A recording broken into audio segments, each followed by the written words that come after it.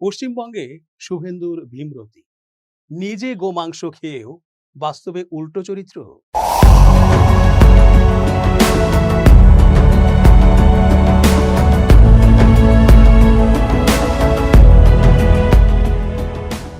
আসসালামু আলাইকুম দর্শক, কেমন আছেন?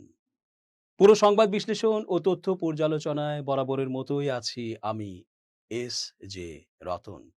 শেষ পর্যন্ত দেখতে থাকুন আজকের পর্বটি। নিশ্চয়ই হয়তো আপনার মনের কথাটি আমরা বলতে যাচ্ছি। চেঞ্জ টিভির আন্তর্জাতিক চোখ, আপনাদেরই অনুষ্ঠান।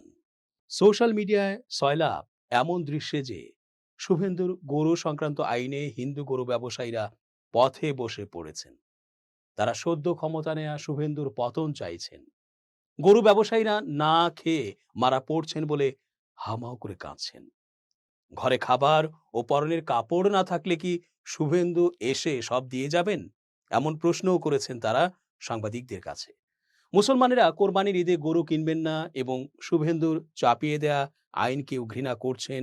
এমন অবস্থায় সেখানকার প্রকৃত দৃশ্যপট এটাই। বিশ্লেষকরা জানাচ্ছেন, শুভেন্দু তো একজন হিন্দু মৌলবাদী বর্বর নেতা, যিনি কিনা মোদির পা চাটা গোলাম। এর আগে তিনি মমতার পা চেটেছেন। নিজের স্বার্থের জন্য ক্ষমতার লোভে তিনি এখন মোদির পা চেটে এবং হিন্দু মৌলবাদিতা প্রয়োগ করে হিন্দুদের অধিকার আদায়ের প্রতিশ্রুতিকেই ধোঁকা দিয়ে ক্ষমতায় এসেছেন, তারই একসময়ের প্রিয় নেত্রী মমতাকে হারিয়ে দিয়ে। ক্ষমতা পেয়ে হিন্দুদের চিরাচরিত উৎসবও পাল্টে দিচ্ছেন এই শুভেন্দু। মুসলমানরা তো নির্মম নির্যাতনের শিকার হচ্ছেনই, এখন খোদ হিন্দুরাও বাদ যাচ্ছে না। ইমাম মুয়াজ্জিনদের সাথে তিনি যা করছেন তা রীতিমতো ভয়ঙ্কর অবস্থা। মোদির হিন্দুদের বংশধর বৃদ্ধির প্রকল্পেও শুভেন্দুর রমরমা সাপোর্ট। ভারতে এত হিন্দু জনগোষ্ঠী থাকা সত্ত্বেও ওই ইসরায়েলের মতো করেই সেখানেও পরিবারগুলোকে বেশি বেশি সন্তান নেবার জন্য চাপ দিচ্ছেন মোদি। কারণ তারা মুসলিমদের ভয় পায়। মাত্র ৬ কোটি মুসলমান নিয়ে শুরু হওয়া ভারত যে এখন ২৩ কোটির মুসলিম জনগোষ্ঠীর রাষ্ট্র, এটা মোদি মেনে নেন কি করে? শুভেন্দু সাহেব নিজে গরু ইস্যুতে খুব সেন্সিটিভ। তাদের মা, ধর্মের মা এই গরু। কিন্তু তিনিও বেড়াতে যেয়ে তার ভক্তদের বাড়িতে বসে বাটির পর বাটি গরুর মাংস খেয়েছেন, আবার পরে খাবেন বলে টিফিন ক্যারিয়ারেও রেডিও রেখেছেন। রাজনীতিবিদদের এই দ্বিচারিতা নতুন কিছু নয়, কিন্তু এখন গ্লোবাল ভিলেজ বিশ্বে এহেন কর্ম একদিন বুমেরাং হবে নিশ্চিত।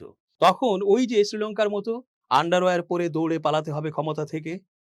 পশ্চিমবঙ্গের নতুন সরকারের দ্বিতীয় মন্ত্রিসভার বৈঠকে নেওয়া হয়েছে একাধিক গুরুত্বপূর্ণ ও আলোচিত সিদ্ধান্ত। এর মধ্যে সবচেয়ে তাৎপর্যপূর্ণ সিদ্ধান্ত হলো ধর্মের ভিত্তিতে রাজ্যে আর কোনো ভাতা দেয়া হবে না। ফলে ইমাম মুয়াজ্জিন ভাতা ও পুরোহিত ভাতা বন্ধ করার নীতিগত সিদ্ধান্ত নিয়েছে রাজ্য সরকার।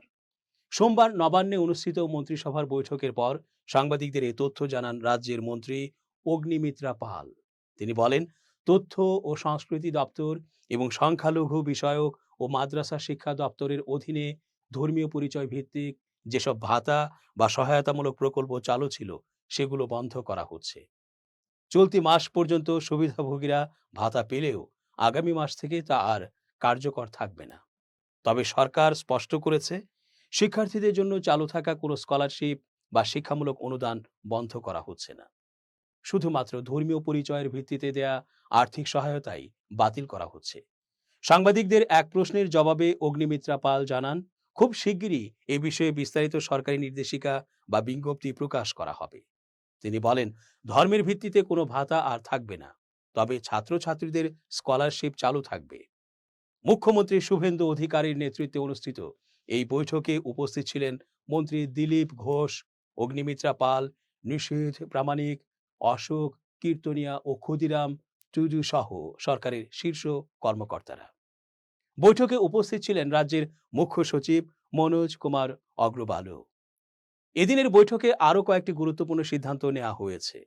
সরকারি মন্ত্রীদের বেতন কাঠামো পুনর্বিবেচনার জন্য ৭ম পে কমিশন গঠনের সিদ্ধান্ত অনুমোদন পেয়েছে। পাশাপাশি অন্নপূর্ণা যোজনা চালুর অনুমোদনও দেওয়া হয়েছে।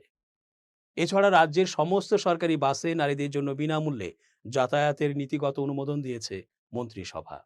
আগামী ১ জুন থেকে এই সিদ্ধান্ত কার্যকর হবে বলে জানানো হয়েছে। বিশ্বের সবচেয়ে জনবহুল দেশ ভারত। বর্তমানে দেশটির জনসংখ্যা প্রায় ১৪২ কোটি। উচ্চ যুব বেকারত্ব সহ নানা সামাজিক ও অর্থনৈতিক চ্যালেঞ্জ থাকা সত্ত্বেও প্রধানমন্ত্রী নরেন্দ্র মোদীর ঘনিষ্ঠ রাজনৈতিক মিত্র ও হিন্দুত্ববাদী সংগঠনগুলো এখন বড় পরিবার গঠনের পক্ষে প্রচার চালাচ্ছে। তাদের দাবি, দেশে জন্মহার কমে যাওয়ায় ভবিষ্যতে জনসংখ্যাগত ভারসাম্যহীনতা ও অর্থনৈতিক চাপ তৈরি হতে পারে। জাতিসংঘের পূর্বাভাস অনুযায়ী আগামী প্রায় ৪ দশক ভারতীয় জনসংখ্যা বাড়তে থাকবে এবং তা সর্বোচ্চ প্রায় ১৭০ কোটিতে পৌঁছাতে পারে। তবে দেশটির কিছু নীতি নির্ধারক ও হিন্দু সংগঠন মনে করছে এখনই ছোট পরিবারের প্রবণতা থেকে সরে এসে বেশি সন্তান নেয়ার সংস্কৃতি গড়ে তোলা প্রয়োজন। এজন্য সরকারি আর্থিক সহায়তার কথাও বলা হচ্ছে। ভারতের মোট প্রজনন হার অর্থাৎ টিএফআর এর হার অর্থাৎ একজন নারীর গড়ে সন্তান জন্মদানের হার ২০১৯ থেকে ২০২১ সময়কালে নেমে এসেছে ২-এ। ১৯৯২ থেকে ১৯৯৩ সালে এই হার ছিল ৩.৪। নারীদের শিক্ষা বৃদ্ধি এবং জন্ম নিয়ন্ত্রণ পদ্ধতির ব্যবহার বাড়ায় এই হার কমেছে বলে সরকারি তথ্য বলছে। জনসংখ্যা স্থিতিশীল রাখতে কমপক্ষে ২.১ প্রজনন হার প্রয়োজন বলে মনে করে ভারত সরকার। এ প্রেক্ষাপটে অন্ধ্রপ্রদেশ সরকার নতুন প্রণোদনা ঘোষণা করেছে। রাজ্যটি বর্তমানে একটি আঞ্চলিক দল ও মোদীর দল বিজেপির জোট সরকারের অধীনে পরিচালিত হচ্ছে। নতুন প্রস্তাব অনুযায়ী তৃতীয় সন্তান জন্ম নিলে পরিবারকে এককালীন ৩০,০০০ রুপি এবং চতুর্থ সন্তানের জন্য ৪০,০০০ রুপি দেয়া হবে। এর আগে দ্বিতীয় সন্তানের জন্য ২৫,০০০ রুপি দেওয়ার পরিকল্পনা ছিল এবং প্রথম সন্তানের জন্য কোনো সহায়তা ছিল না। তবে এই পরিকল্পনা কবে থেকে কার্যকর হবে তা এখনও জানানো হয়নি। অন্ধ্রপ্রদেশের মুখ্যমন্ত্রী চন্দ্রবাবু নাইডু বলেন, বিশ্বের অনেক দেশে জন্মহার কমে যাওয়ায় বয়স্ক জনগোষ্ঠী বেড়েছে এবং অর্থনীতিতে চাপ তৈরি হয়েছে। তিনি বলেন, আগে আমরা পরিবার পরিকল্পনায় জোর দিয়েছি, কিন্তু পরিস্থিতি বদলেছে। এখন সন্তানকে সম্পদ হিসেবে দেখার আহ্বান জানানো হচ্ছে। ভারতের উত্তর পূর্বাঞ্চলীয় ছোট রাজ্য সিকিমও পরিবারগুলোকে বেশি সন্তান নিতে উৎসাহ দিচ্ছে। সেখানে ১ বছরের মাতৃত্বকালীন ছুটি, ১ মাসের পিতৃত্বকালীন ছুটি এবং আইভিএফ চিকিৎসায় আর্থিক সহায়তার মতো সুবিধা দেওয়া হচ্ছে। জাতিসংঘের তথ্য অনুযায়ী ১৯৮০ এর দশকের মাঝামাঝি সময়ে চীন, জাপান, দক্ষিণ কোরিয়া, থাইল্যান্ড ও তুরস্ক জন্মহার কমাতে পদক্ষেপ নিয়েছিল।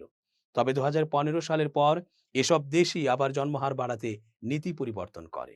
মোদীর দল বিজেপির আদর্শিক সংগঠন রাষ্ট্রীয় স্বয়ংসেবক সংঘ আরএসএসও বড় পরিবারের পক্ষে অবস্থান নিয়েছে। সংগঠনটির সাধারণ সম্পাদক দত্তাত্রেয় হোসাবালে সম্প্রতি বলেন, ভারতকে আমরা তরুণদের দেশ বলি, কিন্তু ধীরে ধীরে প্রজনন হার কমছে। জনসংখ্যাগত ভারসাম্যহীনতা ভবিষ্যতে উত্তেজনা তৈরি করতে পারে। অন্যদিকে ভারতের শ্রমবাজারের চিত্র ভিন্ন বাস্তবতা তুলে ধরছে। সরকারি তথ্য অনুযায়ী ২০২৫ সালে ১৫ বছর ও তদূর্ধ্ব জনগোষ্ঠীর সামগ্রিক বেকারত্বের হার ছিল ৩.১%। তবে ১৫ থেকে ২৯ বছর বয়সীদের মধ্যে এই হার ৯.৯%। শহরাঞ্চলে যুব বেকারত্ব ১৩.৬% এবং গ্রামাঞ্চলে ৮.৩%। ভারতের পশ্চিমবঙ্গের নারীদের জন্য যে আর্থিক সহায়তা প্রকল্পটি নিয়ে সদ্য সমাপ্ত বিধানসভা নির্বাচনের আগে যথেষ্ট আলোচনা হয়েছিল, সেই লক্ষ্মীর ভাণ্ডারের বদলে বিজেপি নির্বাচনী প্রতিশ্রুতি অনুযায়ী অন্নপূর্ণা যোজনা প্রকল্প শুরু করার ঘোষণা দিয়েছে রাজ্য সরকার। মুখ্যমন্ত্রী শুভেন্দু অধিকারী এবং রাজ্যের নবগঠিত মন্ত্রিসভা নারীকেন্দ্রিক ভাতা প্রকল্প, অনগ্রসর শ্রেণীর তালিকা পুনর্বিবেচনা সহ একাধিক গুরুত্বপূর্ণ বিষয়ে সিদ্ধান্ত নিয়েছে। সোমবার এক সাংবাদিক সম্মেলনে নারী ও শিশু কল্যাণ মন্ত্রী অগ্নিমিত্রা পাল জানান, অন্নপূর্ণা যোজনা নামক ডাইরেক্ট বেনিফিট ট্রান্সফার প্রকল্পের মাধ্যমে ১ জুন থেকে নারীদের প্রতি মাসে ৩,০০০ টাকা আর্থিক সহায়তা পাঠানো হবে। তিনি বলেন, আমরা খুব শীঘ্রই একটি পোর্টাল শুরু করতে চলেছি, সেখানে যারা ভাতা পাননি এতদিন তারা আবেদন করতে পারবেন। যারা আগে লক্ষ্মীর ভাণ্ডারের সুবিধা পেতেন তাদের সরাসরি অন্নপূর্ণা যোজনার আওতায় আনা হবে। এবছরের ১ জুন থেকে রাজ্যের সমস্ত সরকারি বাসে নারীদের বিনামূল্যে যাতায়াতের নীতিগত অনুমোদনও দেওয়া হয়েছে। এছাড়াও পাল জানান, তথ্য ও সংস্কৃতি দপ্তর এবং সংখ্যালঘু বিষয়ক ও মাদ্রাসা শিক্ষা দপ্তরের অধীনে ধর্মীয় শ্রেণীবিন্যাসের ভিত্তিতে দেয়া বিভিন্ন সহায়তামূলক প্রকল্প জুন মাস থেকে বন্ধ করা হবে। তৃণমূল কংগ্রেস ক্ষমতায় থাকাকালীন রাজ্যের একাধিক মুসলিম সম্প্রদায়কে অনগ্রসর শ্রেণীর তালিকায় অন্তর্ভুক্ত করা নিয়ে বিতর্ক তৈরি হয়েছিল। ২০২৪ সালের মে মাসে কলকাতা হাইকোর্ট প্রধানত মুসলিম সম্প্রদায়ের একটি বড় অংশকে ওবিসি তালিকায় অন্তর্ভুক্ত করার সিদ্ধান্ত বাতিল করে দেয়। আদালতের পর্যবেক্ষণ ছিল, ওই সম্প্রদায়গুলিকে ওবিসি হিসেবে ঘোষণা করার ক্ষেত্রে ধর্মই ছিল একমাত্র মাপকাঠি। হাইকোর্টের এই রায়ের ফলে ২০১০ সাল থেকে রাজ্যে ইস্যু হওয়া প্রায় ৫ লক্ষ ওবিসি সার্টিফিকেটের বৈধতা নিয়ে অনিশ্চয়তা তৈরি হয়। পরে সুপ্রিম কোর্টে মামলার শুনানি শুরু হলে শীর্ষ আদালত হাইকোর্টের আদেশের ওপর স্থগিতাদেশ জারি করে। পশ্চিমবঙ্গে ভারতীয় জনতা পার্টি সরকার গঠনের পর ১৪ মে সিদ্ধান্ত নিয়েছে ২০১১ সাল থেকে ইস্যু হওয়া সব কাস্ট সার্টিফিকেট পুনর্বিবেচনা করা হবে। দর্শক, শেষ করছি আজকের মতো। এতক্ষণ ধৈর্য ধরে পুরো আয়োজনে থাকার জন্য অনেক ধন্যবাদ। শুভ কামনা অহর্নিশ। changeTV.press, এক ফোঁটা হলুদও নেই।